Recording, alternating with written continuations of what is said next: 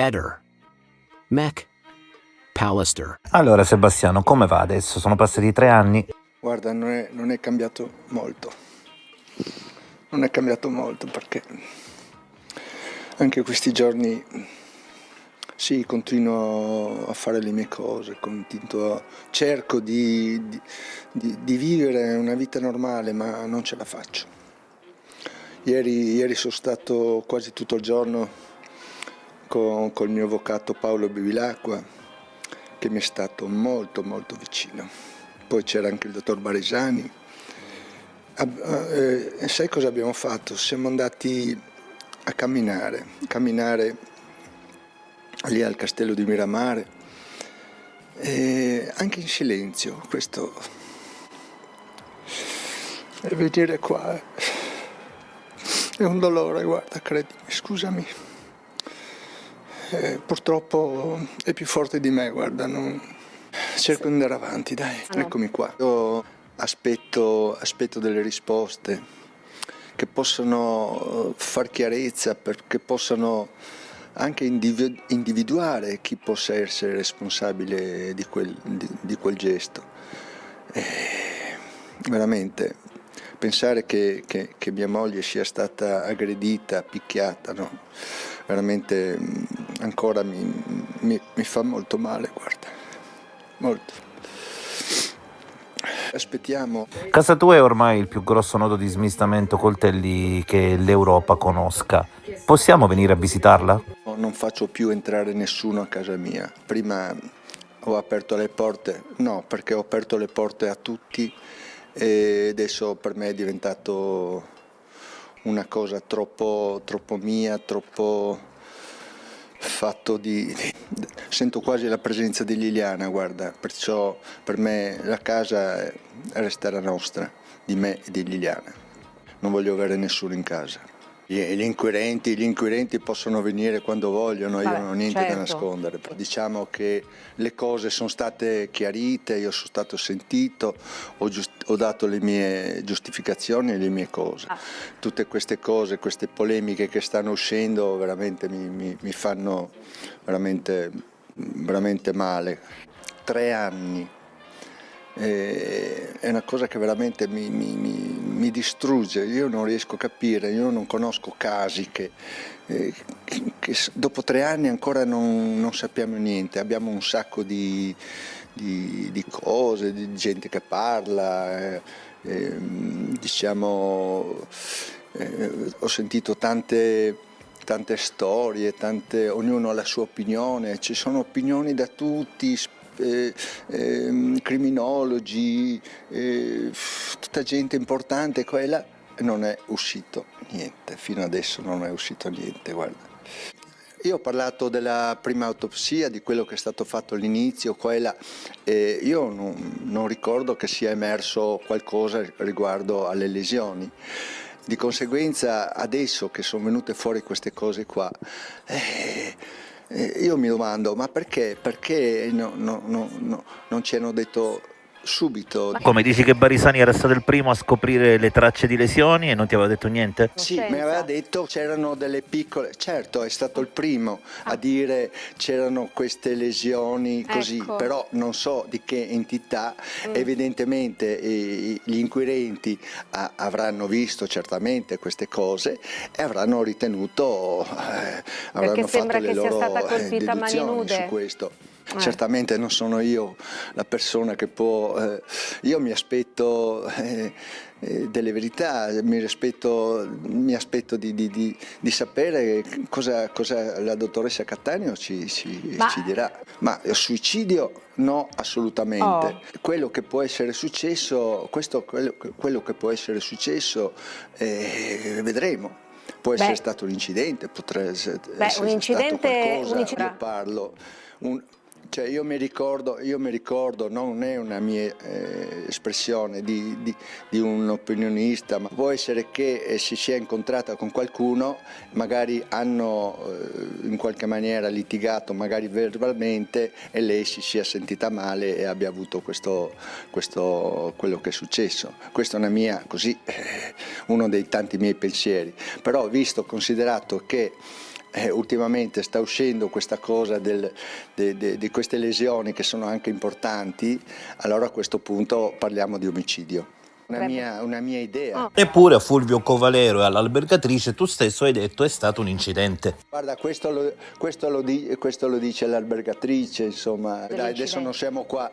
Guarda, io sono venuto qua per essere Sebastiano, processato. è una questo, strada quest'altro. Lo Ma so, no, è una strada mia interessante teoria. qui. Non è il momento, in questi giorni qua io non sono in grado, non è il momento Ma l'ha per detto dover l'incidente, non l'ho rispondere a detto certe io, cose. Sebastiano. Sì, ho capito, Ok. va bene, d'accordo. Ok. E Senta. certamente. Ieri si è scoperto che incredibilmente, impronosticabilmente, a casa di Claudio Serpin c'è una cantina.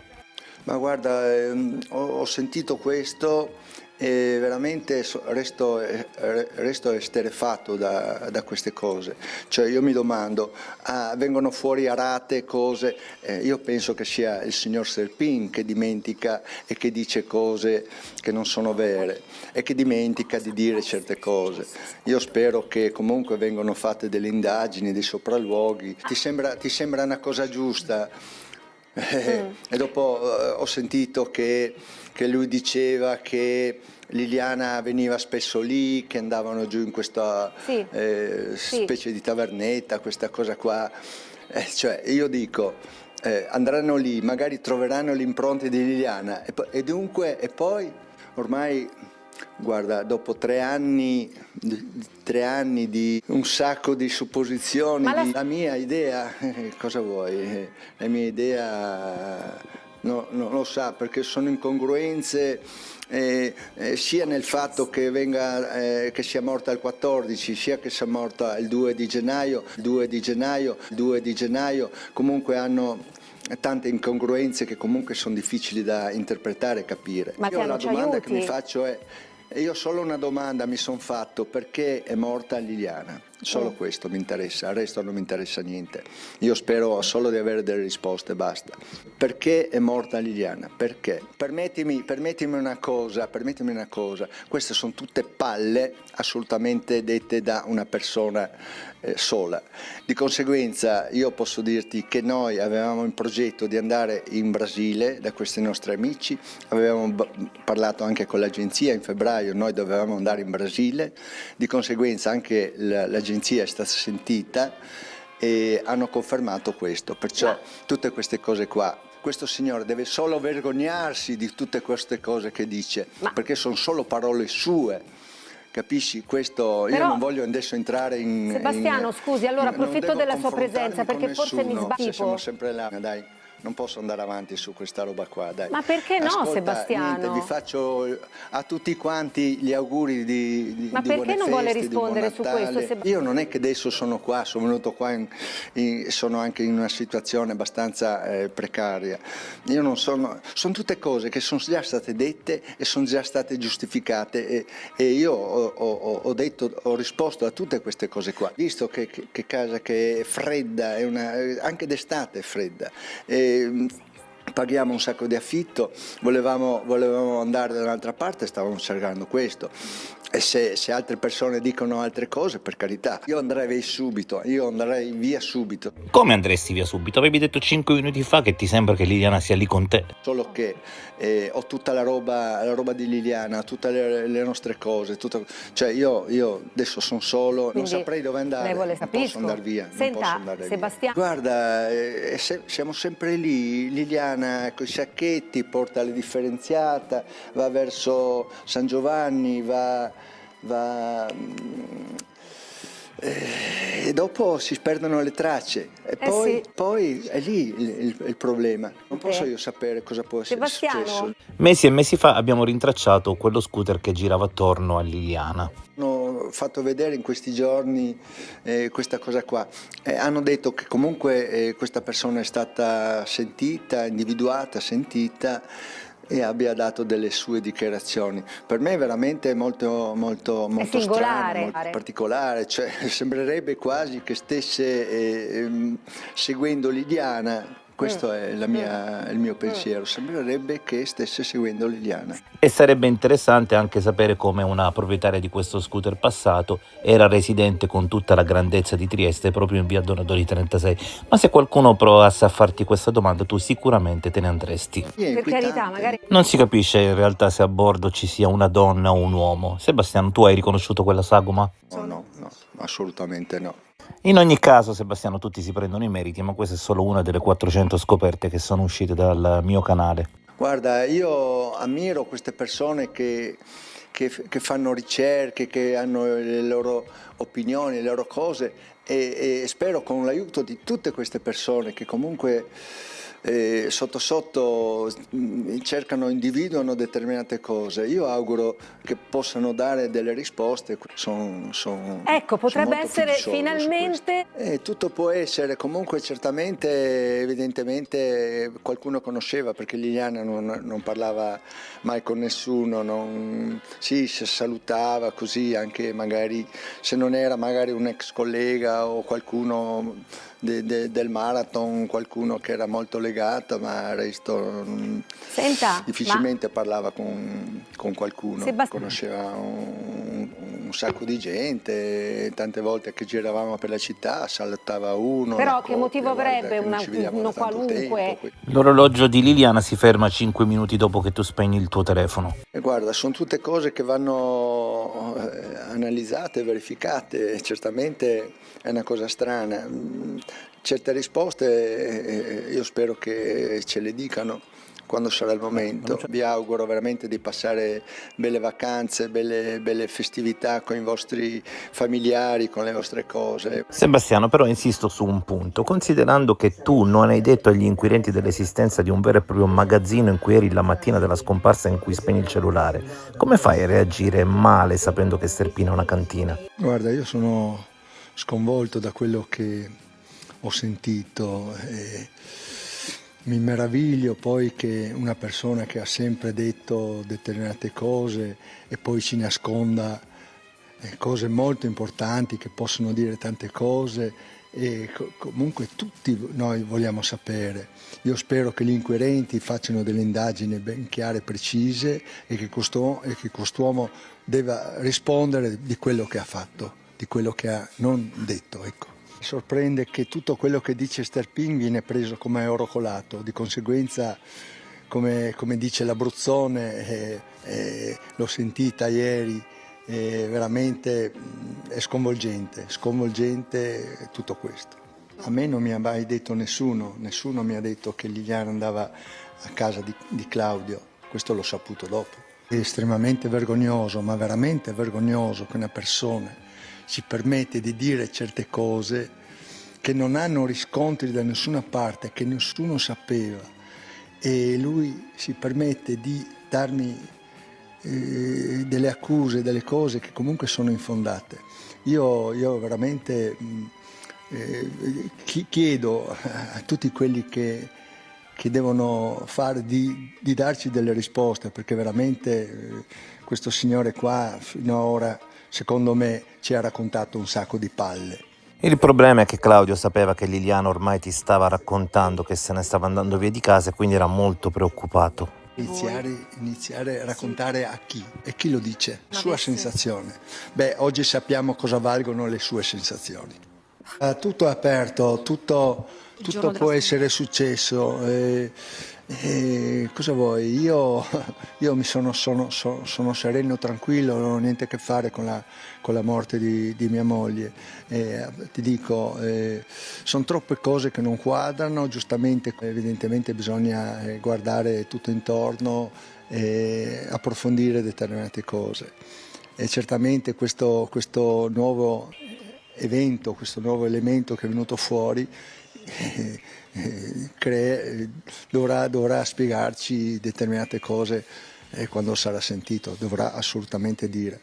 Io solo una cosa ti dico, cioè metti il caso che sarebbero venuti a casa mia e avrebbero trovato una botola a casa mia, io sarei in galera in questo momento.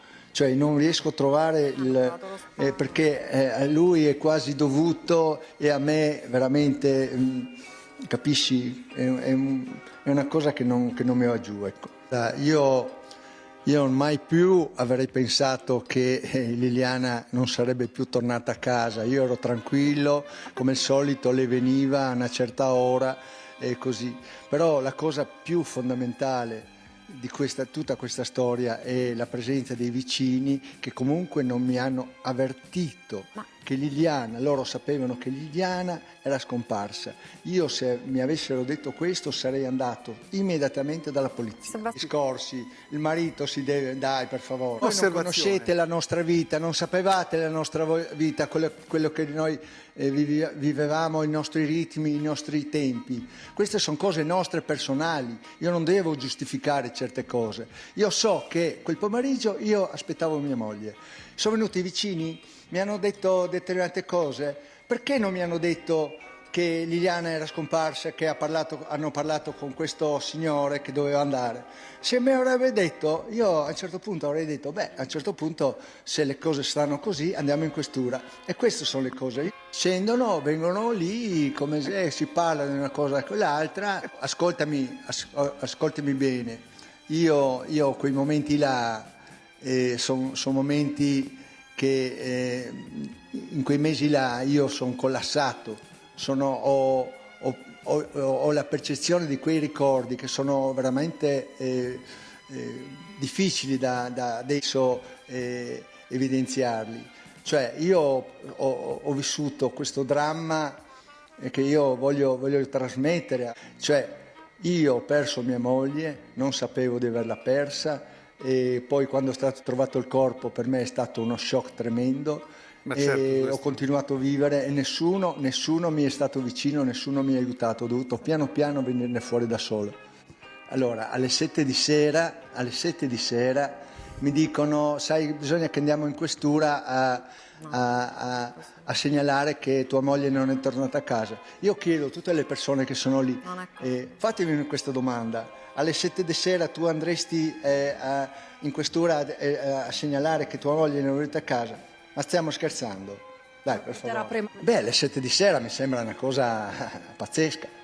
Dopo a un certo punto, alle 10, non so che ora che era, siamo andati in questura e ho segnalato. Abbi pazienza. Quello che ne dichiarato Cioè, quando hanno e allora per la torta. fa comodo così. Sono scesi con uno stratagemma, hanno mandato sul telefono di Liliana: ho un regalo per te. Ho squillato il telefono, pensavo forse magari lei che mi avrebbe chiamato, magari con il telefono di qualcuno. Questo è. Io non avevo il numero di Gabriella, cioè io ho visto sul telefonino di Liliana il nome Gabriella, ho detto guarda, gli ho risposto, ho detto guarda che Liliana non è ancora ritornata a casa, tutto qua. Non ho detto ai vicini scendono. No, i vicini sono venuti giù perché io a che scopo avrei di dire a loro scendete giù? Cioè io aspettavo che sarebbe tornata Liliana, gli avrei detto guarda che Gabriella ti ha mandato un messaggio che ha un regalo per te, e dopo vai su da loro. Queste sono le cose. Dopo certamente ricordarmi esattamente tutte queste cose qua per me è veramente tremendo, drammatico. Grazie signor Claudio. Tutte le balle che ci ha dato, grazie signor Claudio. Ci fu anche un avvistamento di una persona che somigliava a te e di una persona che assomigliava a Fulvio, anzi gli inquirenti scrissero proprio che c'era una persona dalle parvenze di Fulvio. È vero che somigliava a Fulvio quella persona? Può anche sembrare Covallero, può anche sembrare altre persone. Una battuta. Cosa c'era invece in quegli hard disk che facevi di tutto per far sparire? La mia vita, i miei matrimoni. Certo, sono tutte foto nostre, di Liliana, quelle che voi vedete che girano per il mondo sono una piccola parte di quelle che sono il patrimonio fotografico che io ho fatto a Liliana, cioè per me era la mia fotomodella, io lo dico sempre. Sono foto meravigliose che parlano dei nostri viaggi, dei nostri momenti felici, le feste con i nostri amici, ricordi, 30 anni di vita insieme, certo. Sono tantissimi bei ricordi. Ma diciamo che questa storia è già stata detta e certamente gli inquirenti avranno valutato determinate cose. Gli hard disk sono stati visionati, non è stato trovato niente che potrebbe essere, non so, di qualsiasi genere non dovuto, e perciò rappresentano un po' la nostra vita, i nostri bei momenti e anche la mia storia, perché comunque sono immagini di ragazzo, dei miei figli, di tante cose, ecco, diciamo. Oggi ne stai sparando parecchi e ti stai veramente arrampicando sugli specchi. Perché non provi a smentire anche il discorso dei soldi trovati a casa tua? Quello che poi un giorno, piagnucolando, confermasti ufficialmente a quarto grado. Dove sono stati? Dove? Ma dove? Dimmelo. Ma da chi? Possiamo smentire in maniera categorica, a meno che qualcuno che è venuto a casa nostra, ma se c'è qualcuno che dice di questi 20.000 euro, no? Io ne avrei anche bisogno, insomma, no? Perché non mi dite dove erano? Cioè, capisci? Mi fa un po' sorridere, scusami, questa storia qua. Poi anche altre cose, hanno detto i rotoli di soldi gonfi come dei cosi, come se qualcuno li ha visti, per carità. Ascolta, se qualcuno li ha visti che lo dica, no? Non so chi dice questo. Comunque bisogna tutto provare di quelle cose che si dicono. Ecco, però delle cose... Io comunque ho riferito tutto questo. Io sono stato sentito proprio in procura, proprio anche su questo punto, e ho dato le mie spiegazioni, esattamente più o meno i soldi che avevamo in casa. Noi, se tu vedi, ecco, io voglio aprire un po' una parentesi, tutto quello che noi abbiamo, dalle macchine fotografiche, dalle biciclette, dei nostri vestiti, sono tutte cose comprate, usate, di seconda mano, nei mercatini. Io tutto quello che vedi che ho addosso, questo qua l'ho comprato nel mercatino in Austria, l'ho pagato 10 euro, capito? Ma non è perché non ho i soldi, perché mi piace, è una mia mania, è una nostra cosa. Le macchine fotografiche le abbiamo prese di seconda mano, non ho comprato niente, ma niente nuovo. Questa è la nostra realtà. Dopo, se gli altri hanno altre idee, che lo dicono o l'hanno detto, non lo so, bisogna provare comunque tutto quello. E su questo ti hanno sentito in procura? Sulla cosa sì, sarà forse un anno fa, forse meno. Qualcuno ricorderà l'Abruzzone che a ore 14, circa 2 anni fa, invitava gli spettatori a venire a vedere i miei video perché c'erano youtuber, così disse a ore 14, che metteva di fila tutti i deliri e le incongruenze di Sebastiano. Poi l'Abruzzone cambiò totalmente faccia, si disse per una lite con Gabriella, ma qualcuno sospettò perché avesse un ruolo nella difesa di Sebastiano, e oggi alcune frasi effettivamente hanno aumentato il dubbio che lei sia concretamente attiva nella difesa di Sebastiano. Se così fosse, dovremmo ricordare che stanno utilizzando il servizio pubblico per difendere una posizione, senza dire che la persona che parla costantemente, che condiziona tra l'altro in modo manifesto la trasmissione, fa parte della difesa di Sebastiano. Quello che c'è da notare è che chi difende Sebastiano, vedete anche Garofano, non fa altro che puntare sul suicidio. Oggi che il suicidio sembra tramontato, improvvisamente iniziano disperati a muovere le zampine come scarafaggi cappottati, indicando nuovi colpevoli e inventandosi una storia clamorosa e ridicola su Claudio Sterpin. Quindi questo è un manifesto depistaggio, un tentativo ancora una volta di non raggiungere la verità, ma di gettare fumo per confondere chi cerca di fare giustizia. 2 giorni dopo la scomparsa, che è venuto a casa mia, quindi scomparsa, parliamo di scomparsa, lui mi ha detto: statuto nei cellulari di Liliana. Allora, se non li avevi visti prima, com'è che 2 giorni dopo tu mi dici alla scomparsa, non al ritrovamento del cadavere, mi dici che sta tutto nei cellulari di Liliana? E poi come mai soltanto quel martedì il suo cellulare non prende dentro il magazzino? Oltretutto dalle sue dichiarazioni che Liliana quella notte piangeva. Liliana quella notte piangeva, era preoccupata, aveva paura, però tu vai al magazzino e non ti preoccupi di chiamarla durante tutta la giornata. Quando è venuto da me che io gli ho chiesto, ma hai detto alla polizia del magazzino? Sì, tutto sotto controllo, tutto sotto controllo. E poi abbiamo scoperto che non era vero. Io non sto dicendo che lui ha fatto del male a Liliana, però certo che tutte le sue bugie e tutte le sue contraddizioni portano verso quella strada, perché avrebbe dovuto dire bugie anche su cose inutili. Poi non parliamo del cordino, l'ha trovato lui, non l'ha trovato lui, la telefonata nascosta a Sergio, invece di dire a Sergio abbiamo una sorella e una moglie in comune, lui dice abbiamo una cosa in comune. Ma come si fa? Come si fa a dire non mi ricordo cosa è successo il 14? Io so per filo e per segno cosa ho fatto la mattina che è morto mio marito, 8 anni fa, e mi sto ancora chiedendo se ho fatto tutto il possibile perché ciò non succedesse. Lui ha fatto tutto il possibile per scoprire dov'era Liliana? No, non ha telefonato a me, non ha telefonato a Sergio, perché noi abbiamo saputo da Facebook, ci siamo passati, abbiamo fatto il passaparola. Non ha chiamato i parenti del papà che vivono da un'altra parte, perché lo dice a me.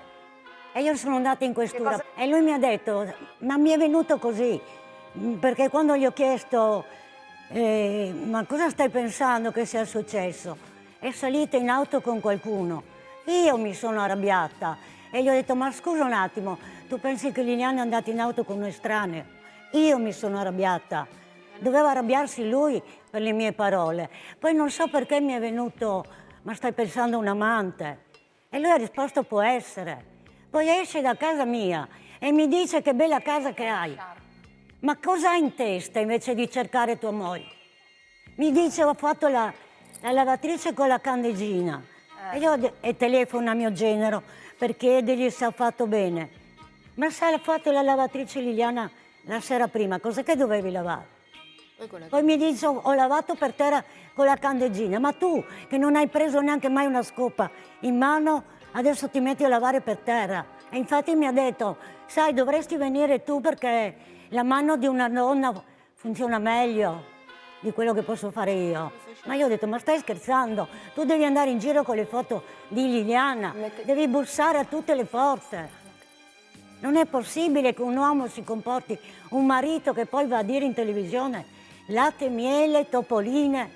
E tu, 2 giorni dalla scomparsa, un momento è andato a Portorose, no? A mangiare i calamari, è andato a lavare l'auto, è andato a farsi la passeggiata a Barco. Allora non ti interessa niente, perché non ti interessa cercarla? E chi sta dicendo che ieri c'è stato questo scoop delle cantine, delle botole? Bene, allora chi ha una casetta, una villetta, saprà benissimo che ci sono delle intercapedini tra il muro maestro e il resto della casa. E anch'io ho le botole, se vogliono venire a vedere. Addirittura io le ho a livello terra perché venivano fatte per poter un domani controllare le fondamenta e perché siamo in una zona di terremoti e con questo, diciamo, questi cunicoli, queste botole, i terremoti riescono a non far vibrare tutta la casa. Io ne ho 2, una in tavernetta, una nella sala di bagno di una volta. Se vogliono venire a vedere, perché hanno detto che noi, io e Claudio, abbiamo ucciso Liliana e nascosta a casa mia, l'hanno detto all'inizio di questa tragica vicenda, l'hanno scritto. Allora, se vogliono venire a vedere le mie botole, io vi apro bene la porta, vi faccio vedere le mie di botole. Liliana quella mattina esce senza cellulari, sparisce in piazzale Gioberti, quindi tutte cose che accadono lontano da Claudio. Oltretutto, se l'avesse uccisa Claudio o Silvia, il corpo non sarebbe mai più stato ritrovato. Oppure loro volevano fare arricchire Sebastiano. Per favorire chi?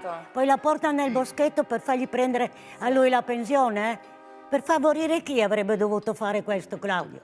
O io? Io prendo la pensione, i soldi di Liliana? Ma stiamo scherzando? Io credo che a questo punto bisogna cercare i moventi, non dare la colpa a Claudio. È andata male all'inizio per dare la colpa a Claudio, adesso troviamo il pelo nell'uovo per dare ancora la colpa a Claudio perché sta uscendo qualcosa di importante. Io credo che i giornalisti, tutte le TV, dovrebbero cercare i moventi, perché ce ne sono tantissimi, ma nessuno va a vedere là.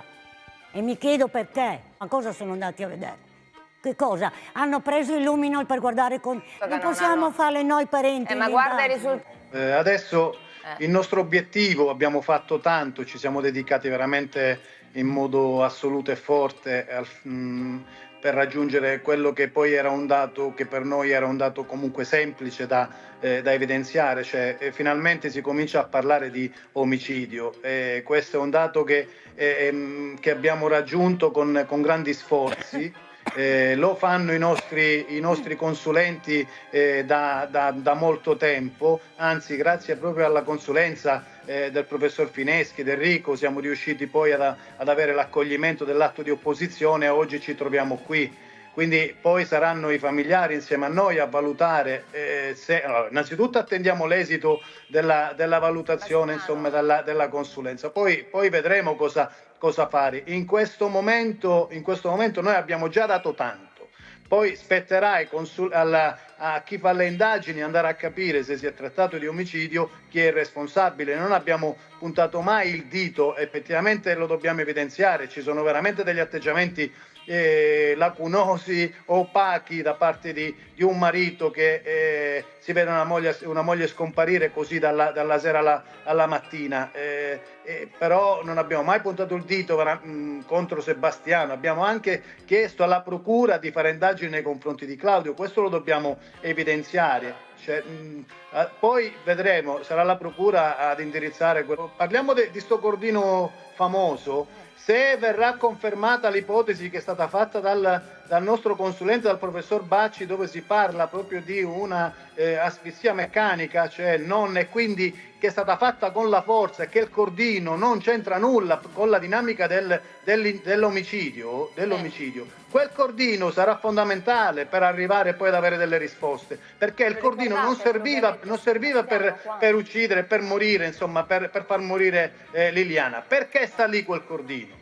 Quelle buste perché stanno lì se non hanno nulla a che vedere con la morte di Liliana? Perché viene fuori il cordino? Perché 2 giorni prima del ritrovamento del cordino a casa di Sebastiano era stato chiamato Sebastiano perché doveva essere sottoposto all'esame del DNA. Adesso sono tutte delle congetture, assolutamente mi guardo bene, però per quale motivo spunta all'improvviso questo cordino quando casa era stata perquisita in modo attento e profondo, tant'è che gli stessi investigatori nell'atto nella richiesta di archiviazione per quel che riguarda il cordino, lo spago, si parla proprio delle dichiarazioni di Sebastiano come veramente non attendibili, questo è quello che si dice nell'atto, però improvvisamente questo spago che non c'era, perché la casa di Liliana non è la Reggia di Versailles, cioè è piccolissima, ci sono 3 cassetti, non sono stati rinvenuti, improvvisamente viene fuori questo cordino e ci sono anche delle intercettazioni tra Sebastiano ed una giornalista dove si cerca pure di trovare le parole giuste da dare agli inquirenti per giustificare, insomma, la presenza di questo cordino. Quindi vediamo quello che succederà. Ripeto, noi non abbiamo nulla nei confronti di Sebastiano.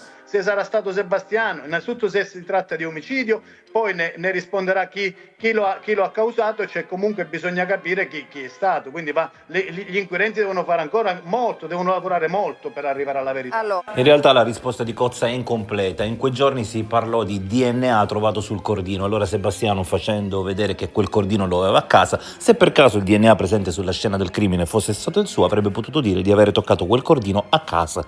Questa è colpa degli inquirenti, che da subito hanno detto un suicidio. Ma come si fa a trovare una persona in un boschetto, ok? Dopo 20 giorni che è scomparsa da casa e nessuno degli inquirenti si chiede, aspetta un attimo, vediamo se prima è omicidio. Perché noi l'abbiamo detto subito, se è un suicidio, dateci le prove. Se è un omicidio, dateci le prove, ma non dopo 3 anni. Non è stata riesumata a marzo del 2022. Perché? Ci chiediamo perché hanno aspettato 1 anno e mezzo. Perché non sono andati a cercare chi l'ha messa in quella cassa di cartone, non certo la famiglia. È stata trovata in un sacco salma. Perché non ce l'hanno fatta vedere? Queste sono domande lecite o no? Hanno detto che i coltelli li ha portati la sera prima. Brava. Se è l'ultima pescheria vicino alla Wind, dicono che lui è stato lì la sera prima.